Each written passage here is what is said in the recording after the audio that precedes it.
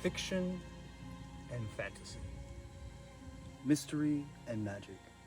Dungeons and dragons. Millions of adventurers have traversed places known as the Forgotten Realms. Portals, a word now so common today, once carried a sort of magic with it, promising connection to worlds beyond our own. If you've ever tracked time across a 10-day, or remember the name Elminster, then you too have been inspired by the works of Ed Greenwood. Yet long before the Forgotten Realms became one of the most beloved settings in fantasy, it was little more than a single thought, one that took root in the imagination of an ordinary boy growing up in the suburbs of Toronto, Canada. In the year 1967 of our common reckoning, the young Ed, just barely 8 years of age, closed the covers of another storybook he had just finished. Eyes bright, brimming with wonder, he could not help but imagine what came next. Ed's father was a man with an entire den of books to read, and Ed was a boy of insatiable curiosity. He fell in love with the characters, places, and portraits of these tales. Folklore, mythology, and history all stoked the fire within Ed's heart. When he inevitably would finish those stories, he'd be left wanting. Longing to continue the tale, he began imagining a dream space of his own, one where the story never ends. To Ed, our own world was never separate from fantasy. He imagined the Forgotten Realms as one distant corner of a vast multiverse, where the myths whispered around our campfires were not inventions at all, but echoes of places that truly existed somewhere beyond our reach. For years, the Forgotten Realms remained a private creation, expanding notebook by notebook, map by map. By 1975, the 16-year-old Ed was ready to share his world.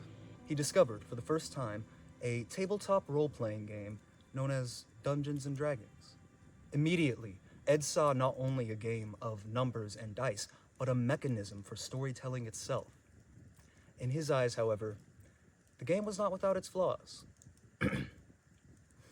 Rules disputes could pull players from the very worlds they sought to inhabit. His goal was not simply to play a game, but to craft a story. With the release of Advanced Dungeons and Dragons, the system sparked those creative flames within Ed once more. AD&D gave structure to possibilities he had already imagined. At last, there was a language through which others might wander the forests, cities, and kingdoms he had spent years quietly cultivating. In his own words, I was hooked and quietly converted everything about the realms into AD&D terms. He began playing the game in earnest, inviting his players into the realms. Over time, it no longer felt right to keep the world to himself. He began writing articles for a magazine known as Dragon Magazine. He approached publication with humility. His goal was never to declare his vision superior to anyone else's, but simply to contribute another corner of fantasy for others to explore. Greenwood believes that storytelling is as important as the stories themselves. Rather than presenting dry encyclopedia entries, he framed his articles through the voice of an unreliable narrator, an approachable, folksy wanderer who delighted in the company of ordinary people. Sound familiar? That's right. It was Elminster. Long before he became the Sage of Shadowdale, Elminster was simply Ed Greenwood's way of inviting strangers into his world. His articles proved wildly popular. Readers weren't simply interested in rules or monsters, they wanted to know more about this mysterious world that Elminster kept referencing. His articles proved wildly popular. Readers weren't simply interested in rules or monsters. No, they wanted to know more about this mysterious world that Elminster kept referencing. Eventually, the designers at TSR took notice. By the mid-1980s, TSR was searching for new worlds to expand the future of Dungeons & Dragons. Through Ed's articles in Dungeon Magazine, the designers had already glimpsed something unusual. A fantasy world that seemed to exist far beyond the boundaries of a single magazine column. These dragon articles, do you really have a complete detailed fantasy at home, or do you just make it up as you go along? Yes, replied Ed. Whereupon Jeff said, Send it.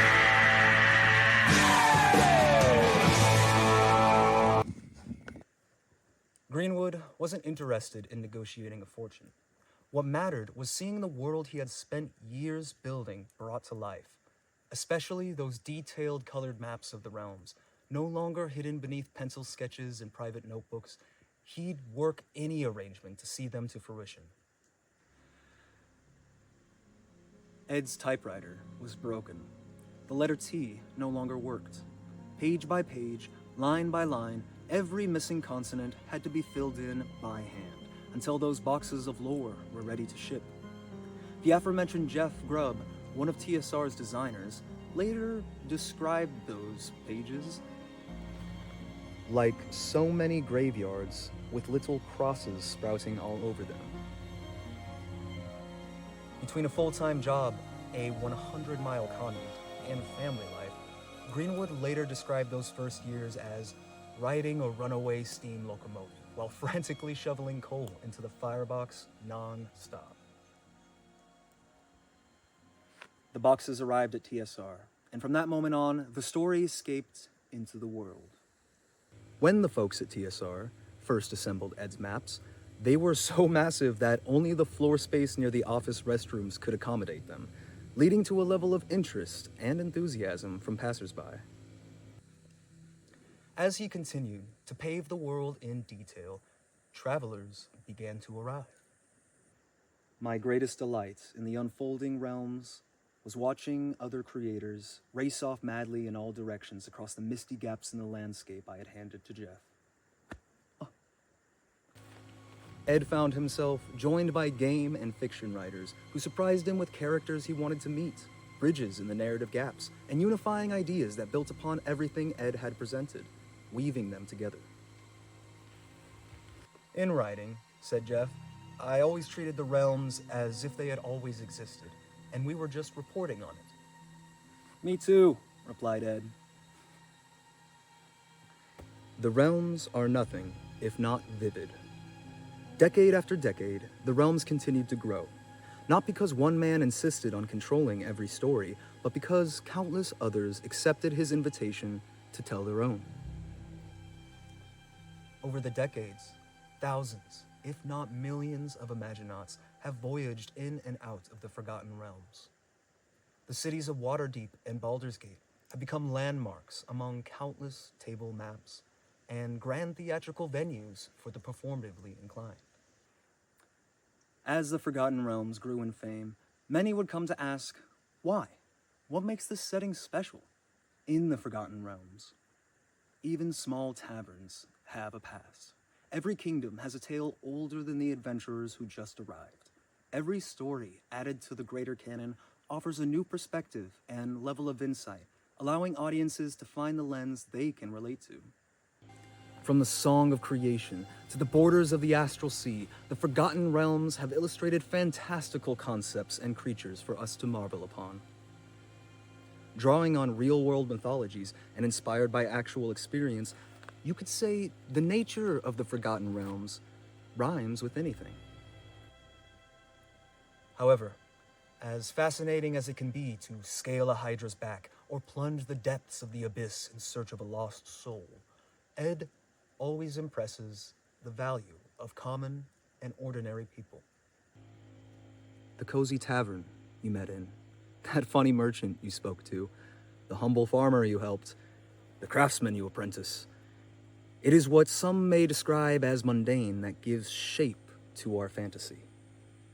To touch, taste, smell, to give texture to the world. That is how we gain experience. Much like there can be no ceiling without a floor, Greenwood grounds this fantasy in ways that we can recognize as real.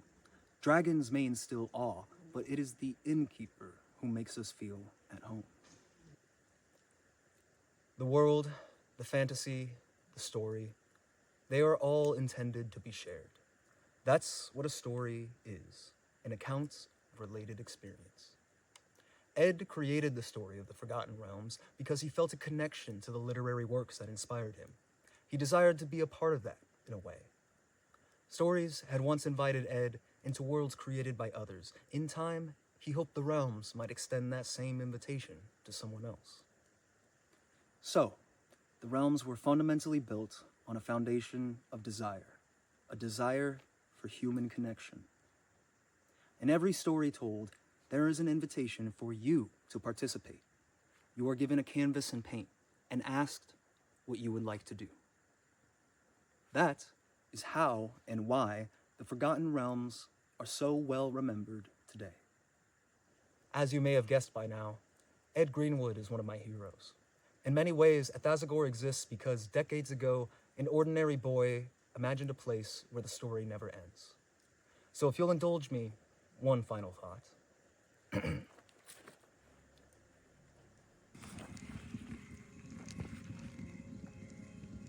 Long ago, an ordinary boy closed the covers of a book and wondered what happened next. Decades later, millions of us are still answering that very question.